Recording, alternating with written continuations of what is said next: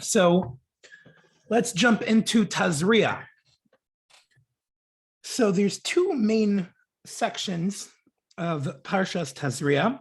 The first one, which is what we're going to primarily focus on today, is these laws of Tumah, the sort of impurity that a woman undergoes when she gives birth, when she has a baby. And then after that, the Torah gets into the topic of tsaras. Tsaras was this spiritual affliction. It's like a spiritual sickness, but it manifested itself in a very physical way as a sort of disease on a person's skin. And it was a divine punishment for various sins, but most commonly lashon hara, slander, the sin of talking badly about people. And this is a very big topic in the Torah. There's a lot of halachot of this. There's a lot of different laws of exactly how this was diagnosed, which was done specifically by a Kohen. And if you look into the details that you'll see, it doesn't follow any natural law, medical science that we would understand, meaning to say it's not a matter of a contagious disease, but rather a spiritual disease, which is going to be diagnosed in line with the word of the Torah and treated and cured in line with the word of the Torah. But from a medical perspective, much of it doesn't even make any sense, which is only reinforcing the fact that this is a spiritual affliction. And there's a lot of different laws of the color and the look and how that is dealt with. However, this is also the primary topic of next week's Parsha, Parshas Metzora. Very often, Tazria and Metzora are read together in the same week, in the same Parsha. This week, because we have a Hebrew leap year, so we have that second month of Adar, we have 4 extra weeks, so they're split up. But essentially, a lot of the topics are the same. So that being said, we're going to leave the topic of Metzora, of Tsaras, of lashon hara, all that fun stuff. We're going to leave that for next week. And we're going to focus on on the topic that's unique to this week's Parsha, and that is the beginning of the Parsha, the idea of this impurity that a woman obtains after having a baby. So let's try to understand what's going on here. And one of the things we need to understand is what Tumah is at all. Tumah is very abstract. It's not tangible. It's also the spiritual concept. It's some kind of contagious spiritual disease, I guess almost similar to tsaras in a way, but except it's one that we can't see. So, I guess in a COVID world, we understand the concept of something affecting us that we cannot see and passing that on to someone else, which is what happens with Tumah. When someone gets Tumah, they can pass it on to someone else. But it's not a physical thing. It's a spiritual thing. So what exactly is Tumah, and how do we understand what happens when a woman gives birth? So I found the perspective on this whole topic of Tumah that I understand most, that I don't know, I guess that kind of resonates with me most, is a very fundamental idea of defining what Tumah is and how it is obtained. And the idea is that whenever you have something holy or something that has within it spiritual potential, and something happens to cause that holiness or godliness or spiritual potential to leave, that void is filled with this force of Tumah. Tumah is something that fills a void. When something holy has left, it takes its place, and then it needs to be gotten rid of. So spirituality and holiness, this is something that brings us to a high level. And then if something happens to abruptly stop that, so then that space is going to be occupied by this spiritual force of Tumah. So to understand this more, let's look at the classic case of Tumah. There's different levels of Tumah. There's something called an Av HaTumah, the father of Tumah, and that is like the ultimate source of impurity.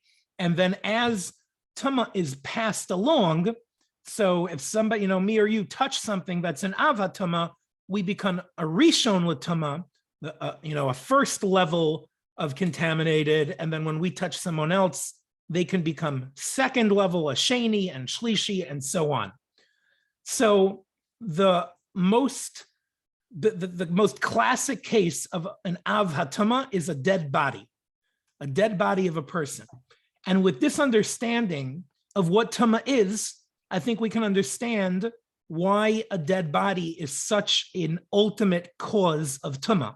Because nothing in this world has more spiritual potential than a human being with a beating heart. And for as long as a human being is alive on this world, the amount of spirituality that they can obtain is limitless. And therefore, when someone dies, there's a massive void of potential, of spiritual potential that has now disappeared. And therefore, that gets filled by this force of Tumah. And now somebody who comes across it, Tumah of a dead body doesn't bother the deceased, who no longer is identified by his corpse, by his body, but rather by his neshama, which continues on. And of course, his neshama isn't impure. So the dead body is kind of just left for us to deal with that kind of Tumah, to bury it appropriately and deal with it. So that's like the highest level of impurity of a dead body. Now, when it comes to a woman, the other example of Tumah, which is well known, is the Tumah of Nida. So the Tumah of Nida goes on a woman every time she has a period, and that lasts for X amount of days before it disappears. And the idea behind that, this is also like very much reinforced by the physical nature of what a period is that the woman's body is preparing for one of the holiest causes in the world, and that is having a child. And the body physically prepares for that by preparing blood and tissue and nutritions to be able to fertilize and grow an egg were it to turn into a soon to be growing fetus. And if that doesn't happen and the time passes and a baby isn't formed, so then on a very technical level, the human body doesn't have any need for that kind of blood or tissue, and that's why it gets rid of that, and that's what a period is. But from a spiritual perspective, that is literally the creation of spiritual potential, which is building up, ready for something amazing to happen, for the creation of a new baby, and then all of a sudden, that doesn't happen. It's a failure, it doesn't happen for whatever reason, and now the body passes that on, and that woman is going to experience that kind of void of spirituality that could have been obtained, and that is the Tumah of a Nida. But now let's look at the Tumah of a woman who gives birth to a baby and try to understand that. One second. Okay, so let's try to understand what happens with the Tumah of a woman who gives birth. So the question is, why, based on what I just explained, why in the world is there Tumah after something so amazing and spiritual, such as having a baby? I mean, a woman is partnering with Hashem himself in the creation of a new life, of a new baby, and she finally does that, and she finally delivers the baby. There's nothing wrong with the baby. She fulfilled her highest calling. Why does that bring about Tumah? Shouldn't that should bring about extra holiness, not less holiness? So what's the reason for that? So I heard an idea from the Kutzker Rebbe, who says that bearing children is not itself the cause of Tumah. Rather, Tumah occurs in the aftermath of childbirth. So what does that mean? So he explains that delivering a baby is the culmination of a very holy process.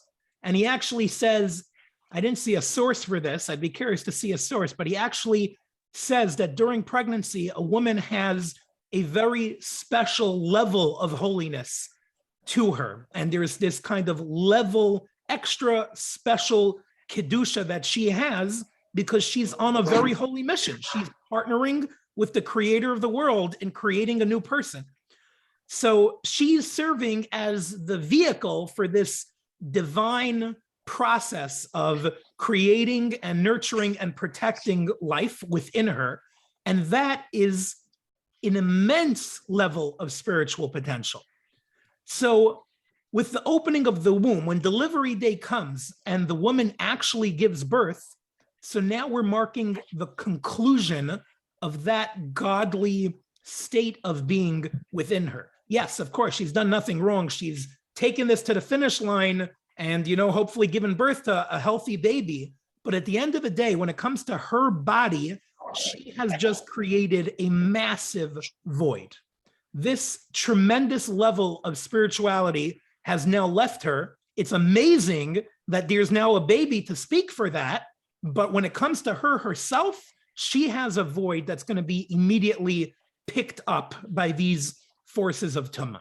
And that, the Kotzker Rebbe explains, is why a woman who gives birth goes through this process of impurity. So what's the question that we need to address? Okay, the $1 million question is right in the beginning. Let's read the Parsha. Vayidaber Hashem el Moshe lemar. Chapter 12, verse 1. Speak to the children of Israel, saying, when a woman conceives and gives birth to a male, she shall be contaminated for a 7-day period, etc. On the 8th day, the flesh of his foreskin shall be circumcised. And then there's another period of time, and I'll explain that in a moment. And then says the pasuk in verse 5, if she gives birth to a female, she shall be contaminated for 2 weeks. When she has a baby boy, she's contaminated for 1 week. And when she has a boy, and when she has a girl, she's contaminated for 2 weeks. Rabbi, what kind of sexist idea is this from the Torah that the woman is impure for twice as long with the birth of a baby girl? What is wrong with the female species that needs to incur double the amount of impurity? This is a important question to address. And one that we're going to dive into, right? We know our policy here. We don't shy away from big questions on Torah Talk. So let's get into a little bit. First, so just to explain the technicalities of this, so we should understand what we're dealing with here. So there's a 7-day period after the birth of a boy. That is Tumah D'Oraisa. That is the highest level of impurity. And that for that amount of time, a woman is not allowed to be with her husband. After that, there's a period of 33 additional days with the birth of a baby boy, and that is a lower level of Tumah. And the main difference there, basically restriction there, is that she cannot go into the Beis HaMikdash. She cannot touch Kudshim. Anything that's holy, she cannot be interacting with, which, I don't know, maybe you won't see that as like such a big deal. In the times of Beis HaMikdash, that, that's just a restriction. Again, this is not like a punishment. This is just a nature of impurity that we don't want to mix with things that are holy. For the birth of a girl, that period of separation from husband is doubled to 14 days. And that time of separating from Hektish is doubled to 66 days. So that's a total of 40 for the birth of a boy and 80 for the birth of a girl. Okay, now, not such a big deal, by the way. For a woman to separate from her husband, even for the higher end of 14 days after childbirth, is more than common sense. More than common sense. This is not like ripping families apart. So, but I think it still should be explained, even though the practical ramifications of this don't really exist nowadays. So beyond the 7 and 14 day period, the halacha now is a woman cannot go through the process of mikvah until after she stops to the total extent of bleeding in any way. after she gives birth. Regardless, that's always more than 14 days. So the day when she could be reunited with her husband is going to be the same with whether she gave birth to a baby boy or baby girl. Okay, point is, none of this has any practical ramification on our lives, but I think it still deserves an understanding of why this period of time is longer with the birth of a girl. So I'll give you first the common answer to this question. The common answer, the answer you'll find on aish.com, okay?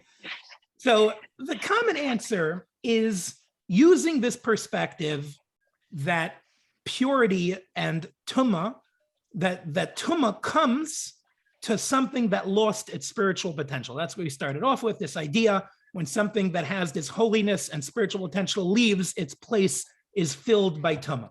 So on a very simple level, we're talking about how special and holy the process is for a woman to be partnering with Hashem in creating another human being. And therefore, when a woman gives birth to a girl, she is giving birth to offspring that also has within herself the potential to have future children.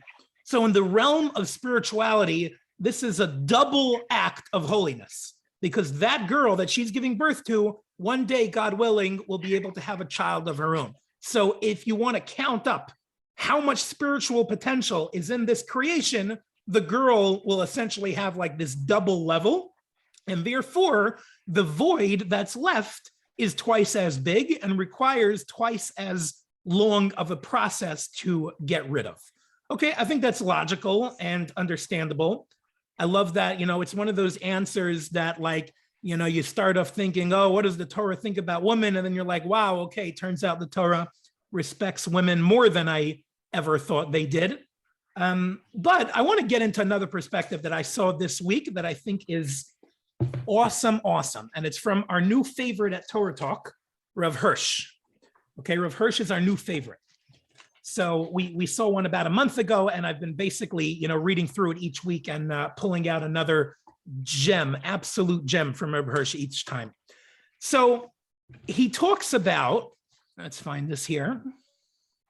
Okay, so Rav Hirsch addresses a very fascinating point. I don't know if you even heard when I was reading the verse, I kind of flew through this one.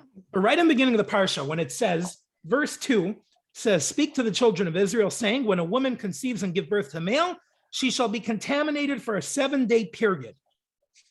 As during the days of her separation, shall she be contaminated. That's just saying that it's a similar concept to Nida. But what is the next verse? Verse 3, on the 8th day, the flesh of his foreskin shall be circumcised. And then it says the remaining 33-day period, that's the second level of Tumah where she stays away from Hektish.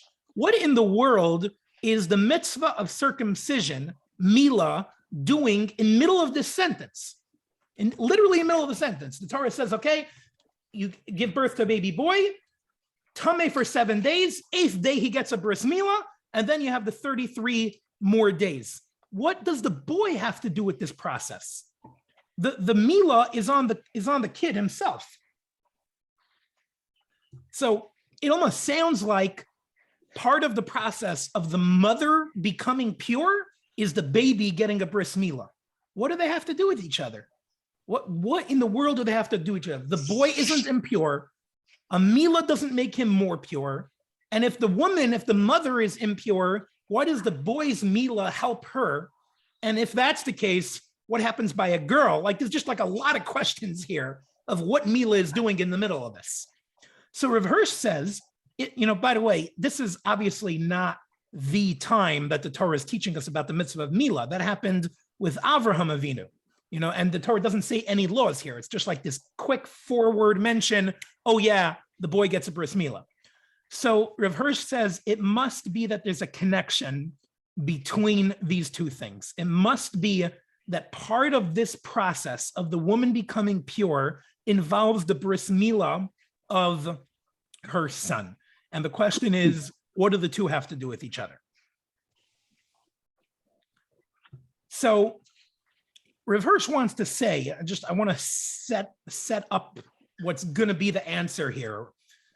What Rav Hirsch is going to try to say is that what the bris milah does for the boy, for the baby boy, the double period of tumah does for the baby girl. So the boy has 7 days instead of 14 days, but he makes up for that by having a bris milah. Okay, but obviously this still needs a lot more explanation. So Rav Hirsch talks about a beautiful idea of how we raise our children and what is the very purpose of a bris milah and what is the purpose of a woman going through this tumah process, and specifically a double tumah process when it comes to the birth of a girl. I think it's clear that whatever happens to a baby when he gets circumcised isn't something that affects him. So I want to explain that. Of course, it affects him in a very physical way, but a bris milah represents something very, very holy. It represents a treaty between the Jewish people and Hashem. And when it comes to the male's reproductive organ, it represents a total commitment to follow a life of holiness and to live by the Torah's family values. And that means being faithful to marriage and to one's wife and avoiding any of the forbidden relationships that are written in the Torah. And that is literally imprinted on a man in a very physical way to be a permanent reminder of this treaty between a man and Hashem. But a woman needs two questions on this, okay? First of all, I don't know of a phenomena, to just put it very bluntly, of men realizing that they have a bris milah and therefore saying, oh, I have a bris milah, I need to behave and I need to stay faithful and I can't engage in illegal, illegitimate relationships. I don't know how practical that connection is made by men on this planet. And the second question is, what about women? Women are also required to follow the life of the Torah and to stay faithful and to live a life of kedusha. So why do they get gypped out on this reminder? So Rav Hirsch says something I've never heard before. He says, we're not privy to all of the deep understandings of milah, but we want to see where it is in this mitzvah that helps us stay faithful, so to speak. So there may be a million deeper reasons that we don't know, but we want to know, how does bris milah help a guy behave himself? How does that happen? Says Rav Hirsch, it's not about the baby. It's not about the baby. The baby has no clue what happens on day 8. Obviously, the baby is 8 days old, and all it knows is that it gets a boo-boo, it cries, and then it gets better. The baby is not being instilled with this amazing lesson of stay close to your creator by something that happens on day 8. But who is affected by the bris milah? Well, who is instructed to give the bris milah? The answer is the father. The father has the mitzvah to give his son a bris. It is preferred, actually, if the father will do it himself. But if he is not a moel and he's not trained, it is very much preferred that he does not do it himself, and he can delegate somebody, a shaliach, a messenger, a professional, to do it on his behalf. What happens when the father either gives his son a milah or hires somebody to give his son a milah? So he is ingraining in himself the seriousness of his requirement to raise his son in the way of the Torah. And I'm going to read for you a line. Yeah, let me read the line first. So I'm reading from Rav Hirsch now. So he says, on the Milah day, being the first duty which a father has to perform on his son is to fill him with all of the resolutions to bring up his son to a true, strong adherence to a Torah life before God, and to a realization of his responsibility to be an example of such a life. The father is committing to the process of raising his son right, when the very first thing he's commanded to do is give his son a bris milah. I can tell you, in my own way, I experienced this when I had my son 2 years ago. I can vouch that planning a bris and hiring somebody to give your son a bris, right? Which, if not for this wonderful religion we'd be in, we'd probably never think that day 8 is going to be the day we're going to hurt our child. So we know as Jews that this is a way bigger act than we can fathom. And we're understanding that we're doing this as a mitzvah. And for me, this was such a serious moment. This is the moment I had a son, I have a baby boy, and now I am showing I want to bring him up to a life of mitzvahs. And I'm going to go so far to go, what I think is beyond the instincts of a parent to ever want to hurt their child, but I'm going to hire a moel and I'm going to make a whole party out of it. And I went to day 8 with a very high level of seriousness, wow, it's not just fun and games. I had a baby, mazel tov, amazing. This is so exciting. I have a responsibility to raise my son right. And that is what was launched with Milah. That was kickstarting my career as the one who's gonna, raise my son with the act of Milah. So Milah helps ingrain in the father, as Rav Hirsch says, a strong preliminary reminder for the necessary preparatory training for such purity of character. This is when he's going to fill up the father with this resolution to bring up his son and raise him right. And he says, so I guess maybe he's coming to address, on a very technical level, the father doesn't have necessarily a obligation to raise his son more than the mother. I mean, it's a two-person job, parenting, but in a sense, the buck stops at the father when it comes to raising the son, and the buck stops at the mother when it comes to raising a daughter, which we'll get to in a second. And I think he's saying part of that is not necessarily just from the father's perspective, it's from the son's perspective. He says the seriousness, the gravity of the, what do you say? The seriousness of the education lies in a great measure on the father, in whom the son is more inclined to see a picture of his own future adult state. So it's a two-way street. The father might be more inclined to raising his son if it's a matter of talking, about educating him and raising him in a way that's going to teach him to be faithful to Hashem when it comes to matters of Kedusha. That's certainly a role model that he's going to be, as well as the son is going to be more inclined to see in his vision for the future himself modeling after his father. So that is what happens at Milah. But what about a girl? How do we ingrain in the mother this kind of serious commitment to raise her daughter? There is no Milah, but the requirement for a Jewish girl to be raised for a life of morality and modesty is there just as much as it is by a boy.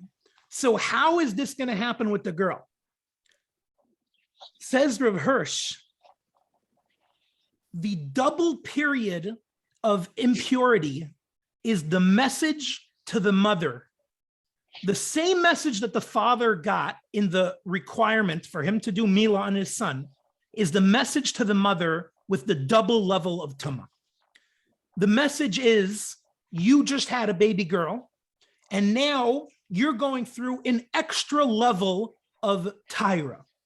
And that is going to reinforce on the mother the understanding of how important these laws are and how important it is that she raise her daughter as she gets older to follow these laws, to follow the Torah's guidelines of Tyrus HaMishpacha, of family purity, the laws of purity.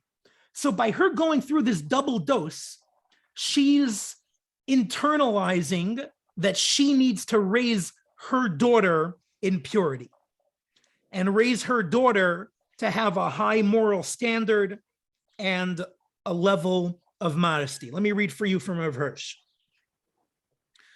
The birth of a daughter is indeed well befitted to impress the mother in a double degree of tahira with the whole importance and the whole height of her mission to be a guiding and teaching example for a future Jewish woman.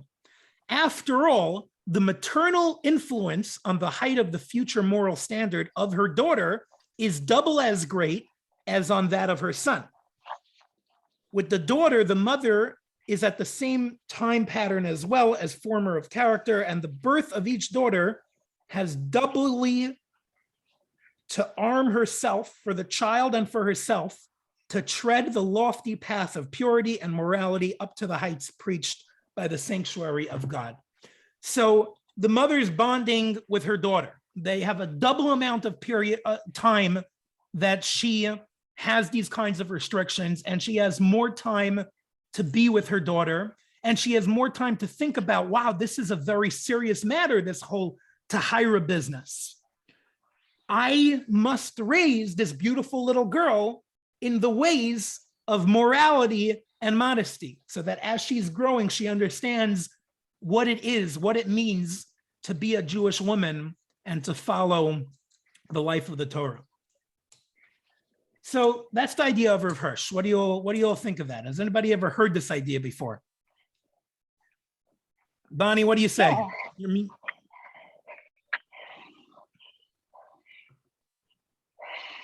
I think it was beautiful. Which idea are you referring to? The last part about raising? This part of Rav Hirsch about how this process in the beginning of the life of a baby is meant to train the parents how to raise their kids, essentially. That's very impactful, truly is. And it's interesting that you should say that, because I see that in my son and daughter-in-law, how they raise their children. And that's the mother, the eldest is 12 years old, the daughter, and they are the mother guides her, and my son, their second child is 11 years old, and he's a boy, and my son truly trains him, and I see that. And then they have 3 of each. So each child is follow the elder of that gender. Right. So it's, and I've never thought about it. I think it's just beautiful. I really do. Yeah. Okay, amazing. Thank you. Any other thoughts on this? Yeah, I think that's absolutely beautiful. I'd heard this many times before, but you clarified it so beautifully. And I think what it is the male role in Judaism is far more tangible. The female role is far more intangible. It's a higher spiritual level. If mama's not happy, then no one's happy. And I think, having the mother in charge, the mother really deals with, the education and the soul. The father, he's the breadwinner. He's the gibor, and I think the physicality of male and the spirituality of the female, they come together so beautifully to make this child. And that idea, I think, is the idea that we've just been studying is a perfect picture of the idea of males and females are different. They do have different roles. The society we have nowadays, unfortunately, it's all got a bit blurred. But I love the fact that, in Judaism, and, we have this structure. And I think having a structure as a parent is huge, because bringing up a child, as you know, is one of the biggest and most difficult responsibilities. So I think this is really, as you say, the Torah is our blueprint. This is the perfect example. So thank you. Okay, excellent. Thank you.